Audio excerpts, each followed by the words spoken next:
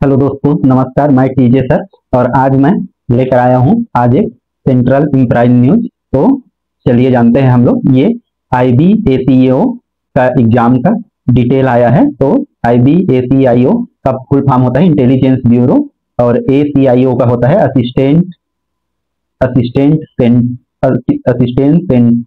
Central और intelligence officer. और ये जो एग्जाम है इसका 2025 का एप्लीकेशन आउट हो गया है। तो चलिए हम इसके सभी के बारे में डिटेल से जानते हैं कि इसकी योग्यता क्या है, सैलरी क्या है, इसका एलिजिबिलिटी क्या है, ये सभी चीजों के बारे में।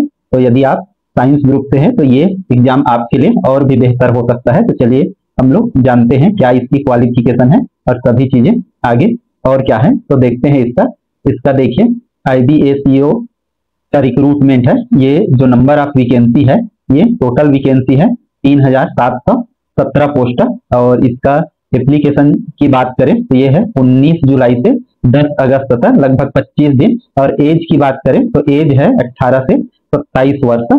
और क्वालिफिकेशन की बात करें तो ये है ग्रेजुएशन। और जो इसका सैलरी है वो 44,900 से 1,42,400 है। और इसका जो एग्जाम है वो 3 टीयर में होने वाला है, फर्स्ट ईयर, सेकेंड ईयर और लास्ट में इंटरव्यू। तो इसके साइट में जाकर आप फॉर्म ये भर सकते हैं। और इसके डिटेल से हम लोग इसका जानकारी देखते हैं कि ये रिक्रूटमेंट का नोटिफिकेशन आया है। और ये जो नोटिफिकेशन आया है वो 18 जुलाई 2025 को आया है। और ये कितना पोस्ट है, 3717 पोस्ट के लिए आया है। और ये लगभग जो SI का पोस्ट है या इंस्पेक्टर का पोस्ट है उसके लेवल का होता है। ये असिस्टेंट सेंट्रल इंटेलिजेंस ऑफिसर जो इंटेलिजेंस ब्यूरो में होता है।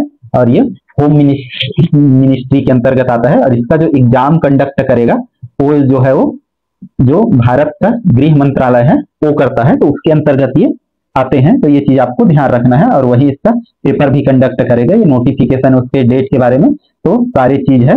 और हम यदि शार्ट देखें तो इसका जो शार्ट नोटिफिकेशन है वो 14 जुलाई को आ गया था, लेकिन फुल डिटेल इसका नोटिफिकेशन आया है 18 जुलाई को। और हम फॉर्म भरने की देखें तो फॉर्म हम लोग भर सकते हैं 19 जुलाई, मतलब आज से। और कब तक, 10 अगस्त तक इसका लास्ट डेट है। और आगे एग्जाम का जो डेट है और उसके बाद जारी होगा, अभी जारी नहीं हुआ है। तो फर्स्ट ईयर में इसका एग्जाम होगा, 3 टीयर होगा इसका एग्जाम का। आगे देखते हैं इसके वैकेंसी के बारे में डिटेल से। तो यदि वैकेंसी देखें तो अनरिजर्व जो है वो 1537, मतलब 1537 पोस्ट है। जबकि EWS के लिए 442 पोस्ट है। तो यदि आप EWS में आते हैं तो आप ये दोनों कंबाइन करके आप गिन सकते हैं। और यदि OBC है तो उसके लिए 900। तो यदि आप OBC के अंतर्गत आते हैं तो हम इन दोनों को मिला दें तो लगभग 2500 पोस्ट के लिए आप क्वालिफाई कर सकते हैं। और ST के लिए 500, तो इसके लिए लगभग 2000। और ST जो है उनके लिए 226 पोस्ट रिजर्व है। तो 1750 के आसपास इसमें क्वालिफाई के लिए है। तो ये पोस्ट आपके लिए जानना बहुत जरूरी है कि कौन सा किसके लिए है। तो और इसका फॉर्म जो भराएगा वो गृह मंत्रालय द्वारा ही भराया जाता है। और उसके लिए इसका हम वेतनमान देख लेते हैं कैसा है इसका। तो जो ये असिस्टेंट सेंट्रल इंटेलिजेंस ऑफिसर होता है इसका मत, और ये ग्रेड 2 आता है, एग्जीक्यूटिव होता है।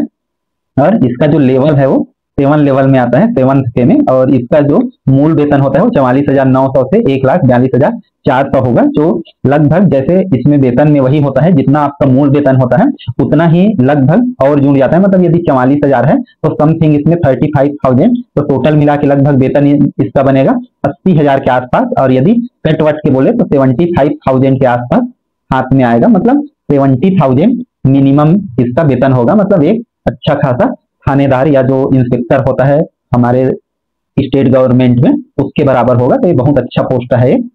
और इसका हम एजिबिलिटी देखें तो एजिबिलिटी इसका जो है बिल्कुल सिंपल सा है कि हमको कोई भी बैचलर डिग्री होना चाहिए, चाहे जिस भी स्ट्रीम से हम लोग किए रहे। तो ये इसका बहुत अच्छा है। आर्ट ग्रुप से है, कॉमर्स ग्रुप से है, आप जिस भी ग्रुप से है, या आप इंजीनियरिंग किए हैं, आप पॉलिटिक्स और कुछ भी जो भी उसके समकक्ष होता है ग्रेजुएशन के लेवल का, तो वो चीज यदि आप किए हैं कोई भी डिग्री तो आप इसके लिए क्वालिफाई है। तो ये चीज। और इसका एज यदि हम बात करें तो मिनिमम 18 ईयर्स था और मैक्सिमम 27 ईयर्स था। जबकि OBC और जो SC है और ST है इन तीनों को छूट मिलेगा। ST, SC और OBC को लगभग 3 साल। तो यदि आप 30 साल के हैं तो भी आप दे सकते हैं। और एप्लीकेशन फीस की बात करें तो एप्लीकेशन जो फीस है, प्रोसेसिंग फीस इसका सबको 500 लगेगा, चाहे कोई भी कैटेगरी का हो। और बाकी जो अदर कैटेगरी है उसको ये कुछ नहीं लगेगा एप्लीकेशन का, जबकि इनको ये मेल कैंडिडेटों को 100 रुपए का ये फीस और भी लगेगा एप्लीकेशन फीस। तो प्रोसेसिंग और लगभग इसको ये मान के चलिए कि 650 रुपए इसका फीस आपको लगभग लगेगा। और इसका पेपर का यदि हम देखें कि कैसा होगा इसका पेपर, तो इसका फर्स्ट जो टीयर होगा उसको देखिए कि फर्स्ट टीयर जो एग्जाम होगा वो ऑब्जेक्टिव टाइप का होगा, और इसमें आपको ध्यान रखना है ऑब्जेक्टिव टाइप MCQ टाइप का होगा, और ये 100 मार्क्स का होगा। और इसका और डिटेल से ये प्रायः माइनस मार्किंग में होता है, तो ये चीज ध्यान रखना है। और जो दूसरा टीयर होगा वो डिस्क्रिप्टिव टाइप का होगा, मतलब इसमें शार्ट ऐसे और साइनॉप्सिस और ऐसे, मतलब जो भी जैसे आपको लॉन्ग 10 लाइन में दे दिया जाएगा उसको हिंदी में बोलते हैं संक्षेपण, मतलब थीसिस लिखने को दे दिया जाएगा, ऐसे करके आता है इंग्लिश में। और भी कुछ निबंध हिंदी या समसामयिक घटना इसके बारे में होगा।